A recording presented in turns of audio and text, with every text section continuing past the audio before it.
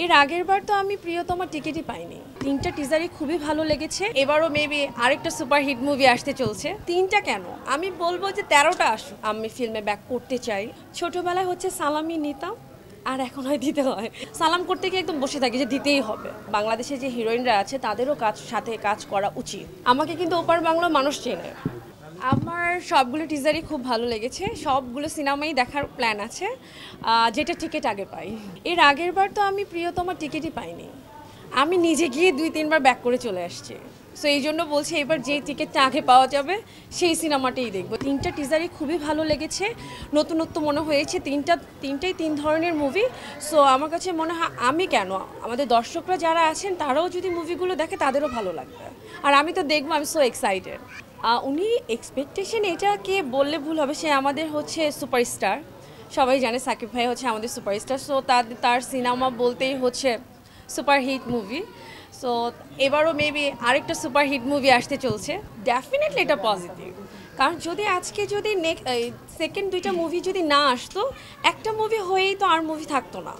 তো আমরা যারা দর্শক আছি বা আমাদের যারা দর্শক আছে তারা একটা মুভি দেখাবো, দেন কী করবে? এখন যদি কম্পিটিশন দিয়ে যদি মুভি আরও আসুক, 3টা কেন? আমি বলবো যে 13টা আসুক, 30টা মুভি আসুক, আমাদের ইন্ডাস্ট্রি আরও অনেক উপরে যাক। সেটাকে আমি কখনোই বলবো না এটা কম্পিটিশন।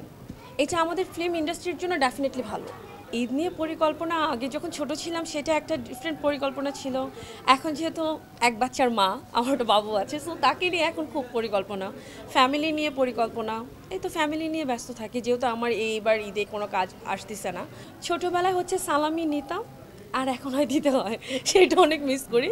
কারণ দুইটাই ভালো লাগে। বয়স দিন চলে যায়, সময় চলে যায়, তখন একটার পর একটা ব্যাপার চলে আসে। মিস করি ছোটোবেলায় উঠে যে এক্সাইটমেন্ট কাজ করতো, যে ঘুম থেকে উঠে মানে একদম রেডি টেডি হয়ে কখন সালামি নিব। এখন সেটা হয় না। এখন মনে হয় মেয়ে কখন ঘুম থেকে উঠবে, আম্মু রেডি করিয়ে দাও, সালামি নিতে যাবো, ব্যাপারটা এখন এরকম হয়ে যায়। এখন নিজেরটা মিস করি। সেটা মনেই না, 25-30 এরকম। না, কে 30,000 কি 25,000 এরকম দিয়েছে। এত বেশি দেওয়া হয় না, কারণ আমার ফ্যামিলি পার্সন খুব কম। হয়তো দেওয়া হয় এরকম 20,000 এরকম। না, সর্বমোট মিলিয়ে বললাম। বর্তমান ব্যস্ততা হচ্ছে সংসার নিয়ে, নিজেকে রেডি করছি। অবশ্যই যেহেতু আমার ডেঞ্জার জোন রিলিজ হয়েছে 13ই জানুয়ারিতে।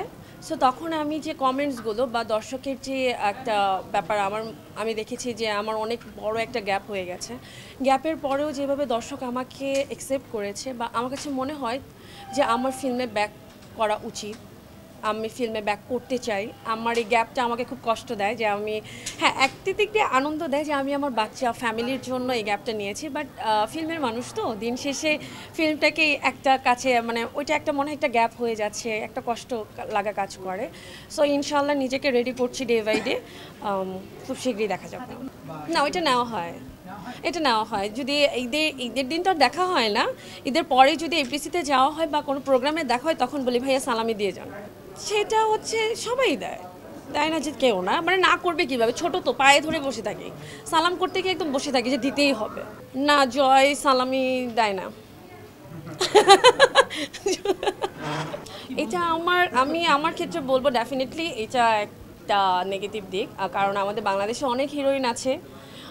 সাকিব ভাই আগে মানে পিছনের দিকে তাদের সাথে অনেক কাজ করেছে। এখন যেহেতু আমার আমাদের ওপার বাংলা বা বাংলাদেশের বাইরে যে হিরোইনরা আসে, আমরা ডেফিনেটলি তাদের অ্যাপ্রিসিয়েট করি, তাদেরকে আমরা স্বাগতম জানাই যে আমাদের বাংলাদেশে কাজ করছে।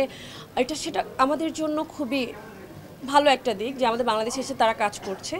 কিন্তু আমার কাছে মনে হয় তারাও কাজ করবে, বাংলাদেশে যে হিরোইনরা আছে তাদেরও সাথে কাজ করা উচিত, নয়তো তারা একটা সময় হারিয়ে যাবে। এটা আসলে হিরো ডিরেক্টর, এটা ব্যক্তিগত ব্যাপার। তাদের হয়তো বা চরিত্রের জন্য মনে হয়েছে ইদিকা পাল পারফেক্ট, তাকে সেই জন্য নিয়েছে। যদি তাদের কাছে মনে হতো বাংলাদেশে কোনো হিরোইন পারফেক্ট, ডেফিনেটলি তাকেও নিত। কারণ আপনারা সবাই জানেন যে আমার ফার্স্ট মুভি কিন্তু যৌথ প্রযোজনার।